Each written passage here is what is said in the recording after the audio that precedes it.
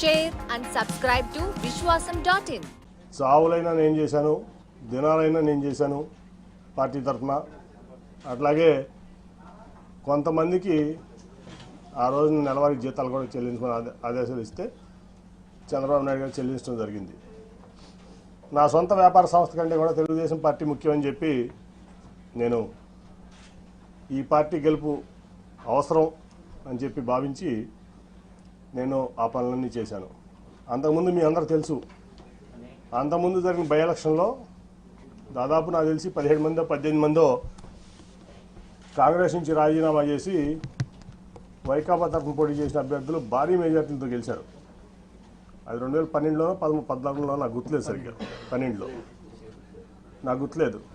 అప్పుడు అందరూ అన్నారు నన్ను, ఎందుకు నువ్వు ఈ డబ్బులు వేస్ట్ చేసుకుంటున్నావు, నువ్వు టైం వేస్ట్ చేసుకుంటున్నావు, ఈ పార్టీ గెలిచేది లేదు, ఏమీ లేదు, ఈ చంద్రబాబును కూడా ఎందుకు నమ్ముతామని చెప్పి మా సొంత సామాజిక వర్గం వాళ్ళే ఆ రోజు నన్ను మందలించారు. సరే, మరి ఒక లక్ష్యంతో నేను దిగాను, ఆయన గెలిపించుకోవడమే నా లక్ష్యం.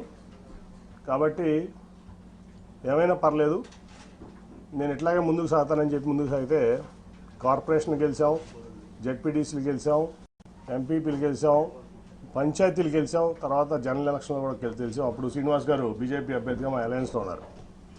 అన్నీ గెలిచాం, జిల్లాలో అంతా నాదే భావిస్తా. అప్పుడు ఖర్చు పెట్టిన ప్రతి రూపాయి నేను ఖర్చు పెట్టింది. తదనంతర పరిణామాలు కూడా తెలుసు. అన్నీ అయిపోయిన తర్వాత నాకు టికెట్ ఇవ్వనని చెప్పి ఆ రోజు ఇంకా ఆన్లైన్లో 5 పెట్టారు ఆ రోజున రేస్లో. సరే, ఏదైతే అదైందని చెప్పి నేను కూడా ముందుకెళ్తే ప్రజా ఆగ్రహం ముందు అక్క మళ్ళీ నాకు సీట్ ఇచ్చారు ఆ రోజు, అంత లొల్లి చేసిన తర్వాత కూడా. అట్లాగే ఆ తర్వాత మరి ఏ రోజు కూడా ఒక ఎంపీగా మరి అక్రమ సంపాదన ఇంకోటి ఆశపడకుండా నిజాయితీగా పార్టీ కోసం, ప్రాంతం కోసం, ప్రజల కోసం కష్టపడ్డా. ఆ ప్రాసెస్లో మీ అందరికీ కూడా తెలుసు, ఆస్తులు అమ్ముకున్నా, వ్యాపారాలు మానుకున్నా. ఇవాళ నేను అమ్ముకున్న ఆస్తుల విలువ హైదరాబాద్లో 2,000 కోట్లు, అక్షరాలు 2,000 కోట్లు. నేను అమ్ముకున్న ఆస్తులు మీకు కావాలంటే నా 14 యాక్షన్ అఫిడవిట్ తీసి వాళ్ళకి చూస్తే నా ఆస్తులు ఇవాళ వాల్యూ 2,000 కోట్లు ఉంటుంది. అట్లా వ్యాపారం కాకుండా కొన్ని విషయాల్లో ఆయన నా పట్ల ప్రదర్శించినటువంటి తీరులో వ్యాపారం కూడా ఆపుకోవాల్సి వచ్చింది. ఆ రోజు కూడా నేనేం బాధపడలా, వాట్ నెక్స్ట్ అనుకుని ముందుకెళ్ళాను. సరే, 19 లక్షలు మళ్ళీ గెలిచాను. ఇక్కడ లోకేష్ గారు మంగళగిరిలో ఓడిపోతే నేను విజయవాడలో ఎంపీగా నేను గెలిచాను. మరి ఆయన పార్టీ ఇన్ఫ్రాస్ట్రక్చర్ అంతా ఇచ్చారు, రిసోర్సెస్ అన్నీ ఇచ్చారు. అట్లాగే పార్టీ యంత్రాంగం మొత్తం ఆయన కోసం కృషి చేసిన ఆయన ఓడిపోయారు. అట్ ది సేమ్ టైం నేను ఎప్పుడు కూడా చంద్రబాబు నాయుడు గారి రూపాయి తీసుకోలేదు, నేను గెలిచాను ఎంపీగా. ఆ తర్వాత చాలా పరిణామాలు మీరు చూశారు. అనేక రకాలైన ఆయన మనుషులను పెట్టి నన్ను అవమానపరచడం జరిగింది. అట్లాగే ఫైనల్గా వచ్చేబడి కార్పొరేషన్ ఎలక్షన్లో సీటు, మేయర్ సీటు లేడీ అయినప్పుడు నేను జనరల్గా ఢిల్లీలో ఉన్నాను. ఫోన్ చేసి కార్పొరేషన్ ఎలక్షన్స్ ఏం చేస్తామని అని అడిగారు నన్ను చంద్రబాబు నాయుడు గారు. ఏం లేదు సార్, నేనేం ఆలోచించలేదు, ఇన్ఛార్జ్లు ఉన్నారు కదా వాళ్ళు చూసుకుంటారంటే, కాదు మేయర్ అభ్యర్థి ఎవరిని పెడుతున్నారు అంటే నాకు తెలియదు సార్ అన్న. ఇదే మాటలు మీకు చెప్తున్నా, నేను ఒకటి కూడా కోల్పోవట్లేదు. ఆ రోజు అన్నాడు, బోండమ్మ గారి వైఫ్ని పెడుతున్నారని నిజమేనా అని నన్ను అడిగారు ఆయన ఫోన్లో క్వశ్చన్. నేను వాళ్ళ వరకు ఎవరికి చెప్పలా నిజం, నాకు తెలియదండి అన్న. లేదు, అది జరిగితే చాలా ప్రమాదకరం, నువ్వు ముందు మీ కుటుంబంలో మీ కూతుర్లో ఉన్న పెట్టు అంటే, లేదంటే వాళ్ళు ఈ ఆలోచన లేదు, వాళ్ళకి రాజకీయంలోకి వచ్చేది ఆలోచన లేదంటే, కాదని చెప్పి 3 రోజులు నన్ను ఆయన ఇబ్బంది పెట్టారు, ఆయన బలవంత పెట్టారు, ఇబ్బంది కాదు. సరే, అప్పుడు టాటా ట్రస్ట్లో పనిచేస్తున్న శ్వేత అని మాట్లాడితే నాకు ఇంట్రెస్ట్ లేదు డాడీ, నాకు సోషల్ సెక్టర్ నుంచి చాలా ఇంట్రెస్ట్గా ఉన్నాయంటే ఇట్లా చెప్పారమ్మా చంద్రబాబు గారు. సరే, మరి పార్టీ కోసం చేయాల్సి వస్తుందా మనం చేద్దామంటే 3 రోజులు విముఖత తర్వాత అక్కడ రాజీనామా చేసి వచ్చి ఇక్కడ ఆవిడ నుంచోవడం జరిగింది. తర్వాత మళ్ళీ ఏం జరిగిందో మీకు అందరూ తెలుసు. అట్లా మళ్ళీ అదే మనుషులతో ప్రెస్ మీట్ పెట్టించి ఎలక్షన్ 2-3 రోజుల ముందు నన్ను ఒక వ్యక్తితో ప్రెస్ మీట్లో పబ్లిక్గా ఆ ఎంపీ కేసునేనా అని చెప్తూ కొట్టిస్తానని చెప్పి మాట్లాడారు చంద్రబాబు నాయుడు గారు. ఆ ఎంపీ కేసునేనా అని చెప్పు తీసుకొడతానని చెప్పి ఒక క్యారెక్టర్లెస్ పర్సన్ పార్టీ ఎంపీని అన్నారు. స్పందన లేదు పార్టీ నుంచి కానీ ఏ వ్యక్తి నుంచి కానీ. అదే ప్రెస్ మీట్లో ఒక పాలిట్ బ్యూరో సభ్యుడు గొట్టంగాడి ఎంపీ అన్నాడు, అయినా స్పందన లేదు. 50 మంది కార్పొరేటర్లు 64 మంది పోటీ చేస్తే 50 మంది ఓడిపోయారు. సరే, గెలిచేవాళ్ళు ఓడిపోయేవాళ్ళు అది తర్వాత సంగతి. వీళ్ళ ప్రెస్ మీట్ వల్ల పార్టీ చల్లా చెదురైపోయింది. ఆ నెక్స్ట్ 2 రోజుల తర్వాత వచ్చిన చంద్రబాబు నాయుడు ప్రచారానికి, నువ్వు రావద్దు నాతో పాటు ప్రచారానికి, నువ్వు వస్తే వాళ్ళిద్దరూ రానంటున్నారు నాతో పాటు అని.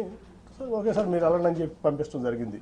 ఒక సిట్టింగ్ ఎంపీ లేకుండా కార్పొరేషన్ ఎలక్షన్స్లో నా కూతురు నుంచోబెట్టి నా డబ్బులు ఖర్చు పెట్టుకుని నేను లేకుండా ప్రచారానికి వచ్చాడు ఆయన, ఒక పార్టీ అధ్యక్షుడు. అట్లాగే అంతకుముందు మీకు అసలు యాక్చువల్గా చెప్పాల్సింది ఏంటంటే, రాబిన్ శర్మ టీము నేను నెట్టనారాయణ గారు కూర్చుంటే వచ్చి, సార్ మన పార్టీకి 5 సీట్ల కంటే ఎక్కువ రావట్లేదు ఎలక్షన్లో, దీనికి అసలు మరి ఏం చేస్తారో తెలియదు అంటే, నువ్వు ఆ రిపోర్ట్ ఎక్కడ బయటికి పెట్టమాక, మీరు నెట్టనారాయణ గారు సాక్ష్యం దీనికి, నువ్వు ఆ రిపోర్ట్ ఎక్కడ బయట పెట్టమాక, నేను చూసుకుంటాను. ఆల్రెడీ రంగంలో ఉన్నారు 64 మంది, నీరు గారిపోతారు, చాలా ఇబ్బంది పడతారు, సెల్ఫ్ కాన్ఫిడెన్స్ కోల్పోతారు, అసలు ఎక్కడ బయట పెట్టమాక నేను చూసుకుంటానని చెప్పి నేను ఫండ్ చేసి, ఏ ఒక్క రూపాయి పార్టీ కానీ ఆడ ఇన్ఛార్జ్ కానీ ఒక్క రూపాయి ఇవ్వాలి ఒక క్యాండిడేట్కి, మొత్తం నేను ఫండ్ చేసి నేను నుంచోబెట్టి నేను గెలిపిస్తే వీళ్ళు మొత్తం చెడగొట్టారు. 14 గెలిచాం ఫైనల్గా. ఓకే, అదంతా అయిపోయింది. కానీ ఇక్కడ ఏంటంటే, ఒక పార్టీ అధ్యక్షుడు ఒక పార్టీ ఎంపీని ప్రోటోకాల్కి విరుద్ధంగా నువ్వు రావద్దని ఏమంటున్నాడు, మరిచ్చా పార్టీ కోసం ఆయన కోసం. ఒక పార్టీలో ఉన్నటువంటి పాలిట్ బ్యూరో మెంబరు ఒక 5 పదవులు ఉన్నటువంటి వ్యక్తితో చెప్పు తీసుకొడిస్తానని భరించా. అట్లాగే గొట్టంగాడు అనిపించారు, భరించా. ఏం చేయాలి నేను? ఎన్ని అవమానాలు పడాలి? అయిపోయింది రోజువారీ అవమానాలు. తర్వాత నేను ఒక రోజు వెళ్ళి ఆయనతో చెప్పాను, సార్ మీకు ఇష్టం లేకపోతే చెప్పండి నేను తప్పుకుంటాను ఎంపీగా అంటే, లేదు లేదు నువ్వే ఉండాలి. 10 మంది ముందు చెప్పాను, నేను ఒకళ్ళు కాదు. ఆ రోజు వల్లరామయ్య గారు ఉన్నాడు, నెట్ట రఘురామ్ గారు ఉన్నాడు, పార్టీ ఇన్ఛార్జ్లు అందరూ ఉన్నారు, 7 ఇన్ఛార్జ్లు. ఆ రోజే నేను ఆయన చెప్పా, సార్ ఎవరన్నా పెట్టుకోండి నేను తప్పుకుంటున్నాను అంటే, ఆయన చెప్పిన మాట ఏంటంటే, అందరి ముందు, నేను ఇది రెఫరెన్స్ కాదు కాదు నువ్వే ఉండాలి, ఈ మాట బయటికి ఎక్కడ అనొద్దు, నువ్వు మీరు కూడా ఎక్కడ అనొద్దు ఎవరో అన్నారు. వాళ్ళందరినీ బయటికి పంపించి నన్ను ఆ నెక్స్ట్ డే నందిగామ జగపేట సభలు జరుగుతున్నాయి. లేదు నువ్వు ఆ మాట అనమాక, నువ్వే నుంచోవాలి ఎంపీగా, మళ్ళీ నువ్వు లేకపోతే పార్టీ ఇబ్బంది పడుతుంది, రేపు జగపేటకు నందిగామ సభకు కూడా నువ్వు రావాలి, లేకపోతే సభలో సక్సెస్ అవ్వని చెప్తే, ఓకే సార్ మీరు ఏది చెప్తే అది చేస్తారు, కానీ అవమానాలు నేను భరించలేకుండా ఉన్నాను, వీళ్ళతో కలిసి పనిచేసే పరిస్థితి నాకు లేదు, కాబట్టి నా రిలీఫ్ ఇప్పిస్తున్నా అంటే ఒప్పుకోలేదు ఆయన. లేకపోతే ఆ రోజు రాజీనామా చేసేవాడిని, ఇవాళ దాకా ఆగేవాడిని కాదు. Like, share and subscribe to Vishwasam.in.